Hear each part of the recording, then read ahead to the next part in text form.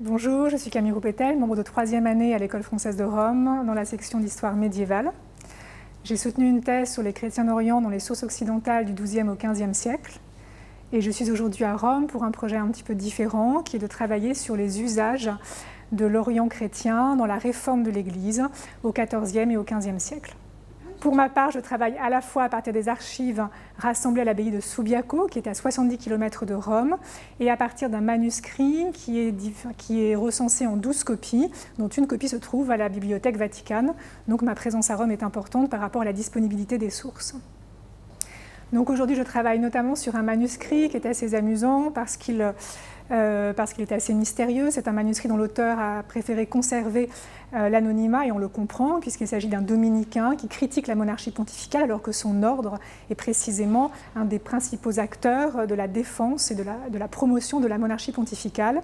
Et cet auteur utilise l'Église d'Orient pour critiquer l'Église d'Occident, la monarchie pontificale, qu'il juge responsable des deux schismes, le schisme avec les Grecs et le schisme d'Occident, lorsqu'il y avait deux papes à la tête de la papauté.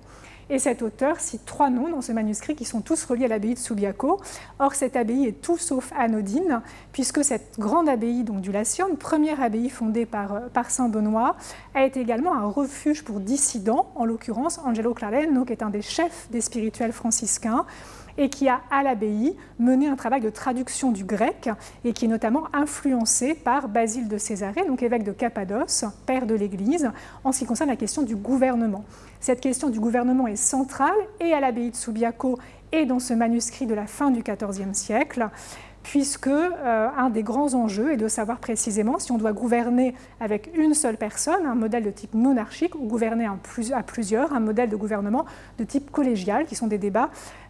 qu'a bien mis en évidence Jacques Dallarin donc pour la période médiévale, mais qui sont des débats que l'on retrouve bien évidemment aujourd'hui pour les questions de gouvernement. Débats qui se posaient donc déjà à la période médiévale. Alors, on peut faire un lien avec l'actualité très directe au Vatican, puisque cet auteur critique notamment la curie, et on voit bien aujourd'hui les relations difficiles entre le pape François et les cardinaux et la curie de Rome, en tout cas les relations parfois tendues, et on voit bien le problème, encore une fois, de cette gouvernance collégiale ou de cette gouvernance monarchique. Et cette question du modèle monarchique ou du modèle collégial sont des questions que l'on retrouve, y compris en France, pour des questions de définition du modèle démocratique, de définition notamment de la Constitution, quand on voit aujourd'hui les débats autour de la réforme et de la mise en place d'une 6e République ou encore d'une plus grande représentativité de l'Assemblée nationale. Alors Rome m'a apporté également beaucoup à titre personnel en tant que membre du réseau des écoles françaises à l'étranger, puisque Rome fait partie avec 3 autres écoles méditerranéennes de ce réseau, donc la Casa de Velázquez à Madrid, l'école française d'Athènes et l'Institut français d'archéologie orientale au Caire.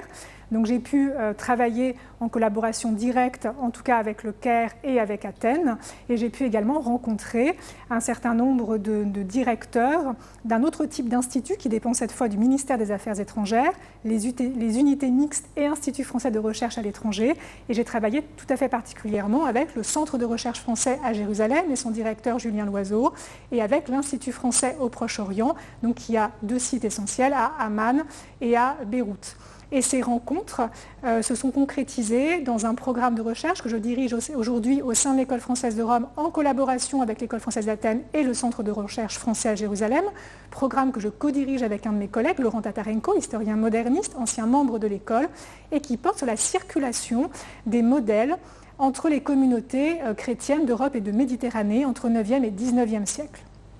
Dans mes projets à venir, je travaille également de plus en plus sur les communautés chrétiennes au Proche-Orient, les relations entre les communautés chrétiennes au Proche-Orient et avec l'islam, en partant de l'hypothèse que ces communautés chrétiennes ne fonctionnent pas comme des isolats, mais vivent en interaction constante entre elles et avec les pouvoirs islamiques, l'idée que l'environnement social, culturel, politique, religieux immédiat de chaque communauté au Proche-Orient, Syrie et Palestine essentiellement en ce qui me concerne, mais aussi Égypte ou Arménie, cet environnement immédiat, ce sont les autres communautés chrétiennes orientales, mais aussi l'islam, puisque sur le temps long de l'islamisation, du 7e siècle au 16e siècle, les pouvoirs souverains ont été essentiellement islamiques, même si moi je travaille sur les derniers siècles du Moyen-Âge, les croisades et ensuite la conquête ayoubide et la conquête mamelouk.